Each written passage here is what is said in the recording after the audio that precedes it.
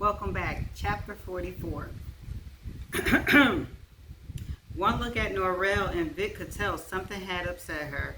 She sat on the sofa, her bare feet resting on the table. The immaculate kitchen showed no sign of cooking activity. When he came home from work, he always found her either working in the kitchen or upstairs in her office. Her state of just sitting, listlessly staring into space, suggested she received bad or shocking news. Uh-oh. Did Cece contact Norrell? Or did Mitchie contact Norrell? Let's see. Something wrong? He asked. No, I'm just sitting here thinking, she sighed. Cece had another girl, 8 pounds, 3 ounces. They named her Regine. Hey, that's great. She'll be home in plenty of time for Christmas. Yes, today's only the 18th. You want to go by the hospital to see her? No, she said quickly. I'd rather wait until she goes home. They'll probably release her the day after tomorrow. Her eyes grew wide as he stood opposite her and beckoned with his index finger. What? I think you need a hug, and I can't give you one if you're sitting down. She swiveled her feet off of the coffee table and stood up. Vic felt her relax against him. You're right, she said. I needed that. Norrell, I was saving some news as a surprise for you, but I know how hard it'll be for you to watch Cece holding her new baby. So I think I'll tell you now. Dun, dun, dun, dun. What? I put out some inquiries through Henry Nelson. Your attorney? What kind of inquiries? Baby inquiries. I'm sure that somewhere out there is a female, whether a frightened young girl or a mature woman on the verge of menopause who is coping with an unwanted pregnancy and would be interested in giving up her baby for adoption. That's noble of you to try, Vic, but I'm afraid you're unlikely to meet with any success. In Black families, if someone is unable to raise their child, somebody else usually steps up to help. A mother, a sister, an aunt, even a grandmother. We don't like the idea of giving up our flesh and blood. She looked at him strangely, realization dawning. Wait a minute. Did you say you had a surprise for me? Have you actually found someone willing to give up her baby? I did. The baby is due in April. I've been paying her living expenses, including her deductible on her insurance for the last couple of weeks. Norrell's heart swelled with excitement. Oh, Vic, that's fabulous news. What was it? A change of life, baby? A woman past 45 would probably have a harder time finding a family member to help her, but because they're older, all older too. No, it's actually more of an inconvenient pregnancy for a younger woman who didn't have it confirmed until her second trimester. I think Henry says she's in her mid-20s. It sounds like she must want to have the baby and turn it over so she can get on with her life. It sounds that way. But Norrell, before you get too excited, you have to keep in mind that these type of arrangements are never carved in stone. The terms of the contract state that she will hand over the baby and disappear forever. But if she changes her mind and wants the child back, judges just about always give the birth mother custody. The only thing I might be able to enforce is financial restrictions. I had it put in the contract that if she reneges, she'll have to pay me back every cent I put out for her. Okay. It pained him to watch the joy fade from Norrell's face. It's just a possibility you have to be aware of, Norrell. When it comes to adoption, nothing is sure. Nothing is a sure thing. The birth mother can come back for a period after placement and demand the baby back. I think it's something like 6 months. Henry will know for sure. So you might want to hold off on telling your girlfriends. Or if you do, tell them there's a chance that it might not work out if the birth mother changes her mind. It doesn't hurt to have a couple of friends pulling for you. Norrell rose from her seat in the hospital lobby when she saw Dana approaching. I thought she said she didn't want to go to the hospital. Since Vic had revealed his surprise, she didn't feel fazed by visiting a neonatal unit full of newborn infants. 4 months from now, she'd have an infant of her own to care for. Isn't Brittany with you? Norrell asked as she fell into step alongside her friend. No, she wants to get her homework done. Tomorrow she has a sleepover at one of her friends' houses. Oh, did she and Gil's daughter make up finally? No, Dana said sadly. She'll be at the house of another one of her friends from school. Hearing the down note in Dana's voice made Norrell regret having brought up the topic of Brittany's broken friendship. I'm sorry, Dana. Gil says to give it time. He says Vanessa is a very confused young lady right now. But at least Brittany is thriving with her other friends. She's on the phone a lot, and on weekends she's always going to the movies. They got into the elevator and headed for the 3rd floor maternity unit. Cece sat in her hospital bed, bottle feeding a wheezing looking infant. Look, Regine, she said when they entered the room. It's Auntie Dana and Auntie Norrell coming to see you. Norrell thought the baby looked like a little gnome, much less cute than Cece's other daughters, but she oohed and ahed appropriately. Oh, that was mean. She's beautiful, Cece, Dana said wistfully. I remember when Brittany was a newborn. It seems like yesterday. It's good that she came early and you didn't have to spend Christmas in the hospital, Norrell added. I knew she wouldn't let me down. She's my good luck baby, Cece said. She removed the bottle from Regine's mouth and studied the fill line, then placed the bottle on her bedside table. That's it for you, young lady. She lifted the infant to burp her. We're going to have a nice holiday, she said. My parents are coming up to stay with us to see Regine in the new house. But if we were in the hospital, it wouldn't be the same, would it, precious? She directed her question to baby Regine. Norrell could stand watching Cece fawn over her infant no longer. Guys, I've got to tell you something. Vic has arranged for us to adopt the baby. Cece. Dana squealed so loudly that Regine began to cry. That's right, frighten my child half to death, Cece hissed, still speaking in a stage whisper as she patted her baby's back. She said, that's wonderful, Norrell. Tell us about it.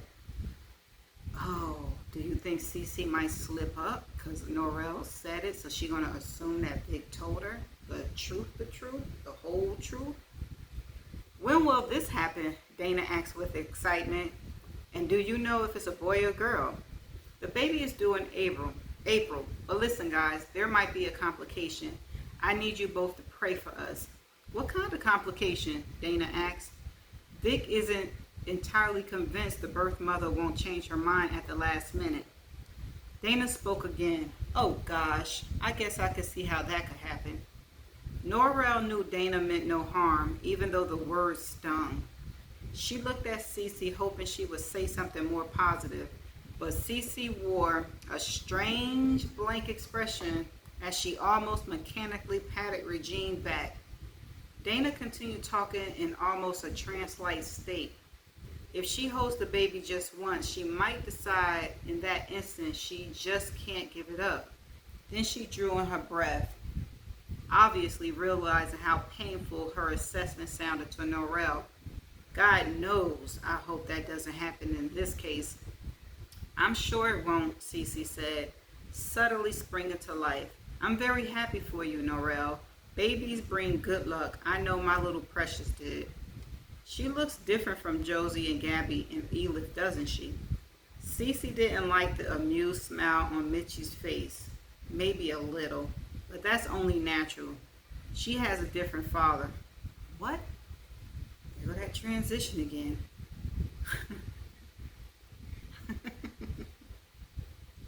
Let me read that again.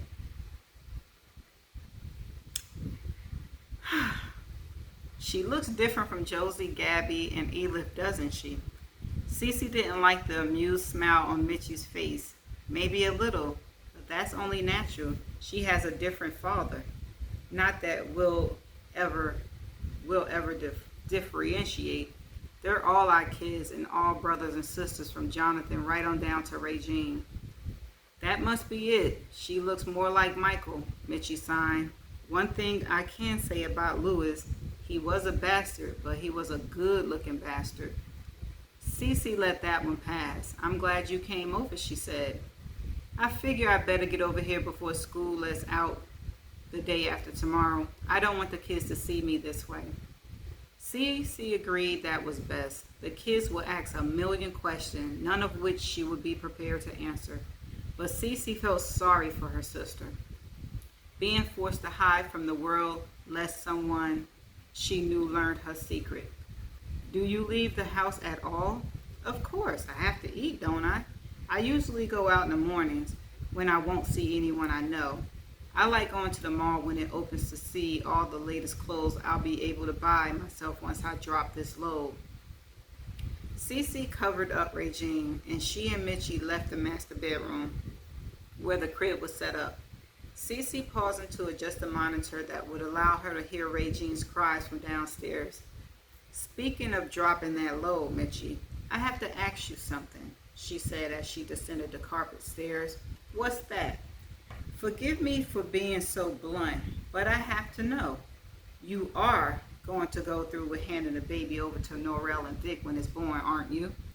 I mean, you aren't going to renege on a deal you made with Vic. Mitchie sighed wearily. You know, Cece, I'm getting awful tired of you accusing me of things I'm not even thinking about.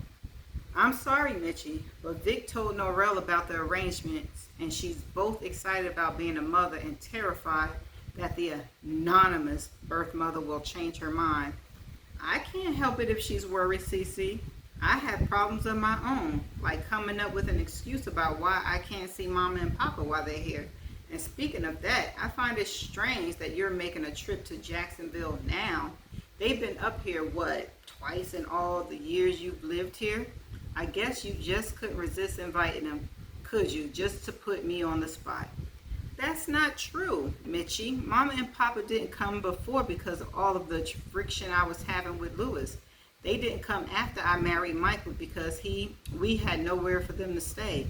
You know they've never got a room in a hotel. They've never stayed in a hotel room in their entire lives. But they're very anxious to see Regine and the new house as well. I knew you wouldn't be coming to Christmas dinner because you didn't want Michael or the kids to know you're pregnant. I figured you'd probably tell Mama and Papa that you were spending the holidays with Errol. Mitchie exhaled loudly. All right, maybe I was being too sensitive. I'm sorry, it must be my condition, she muttered. She lowered herself into an easy chair in the living room. How's it going with Errol anyway? Mitchie brightened. Good. We talk on the cell phone every day. As far as he's concerned, I'm taking care of my great aunt who was taken ill at her home in Spring Valley, New York.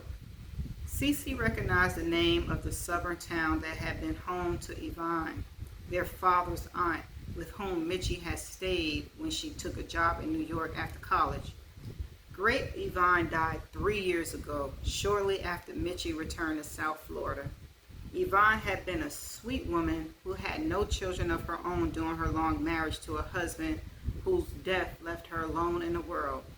She'd been eager to open her home to her recent college graduate niece, the only one of her Americanized grandnieces and nephews who could speak to her in her native French. Cece felt Mitchie had done a gross disservice to their aunt's memory by making her part of a scheme to fool a boyfriend. So you've resurrected Aunt Yvonne from the dead for your own selfish purposes, she said, her voice ringing with disapproval. I'm sure she won't mind. After all, I was her favorite. Mitchie's flip attitude didn't surprise Cece. She recognized it as a dig at her because Yvonne had left part of her life insurance to Mitchie but nothing to Cece or their brothers. She decided to try another tack to ruffle her sister. That sounds awfully lame, Mitchie. He actually believed that.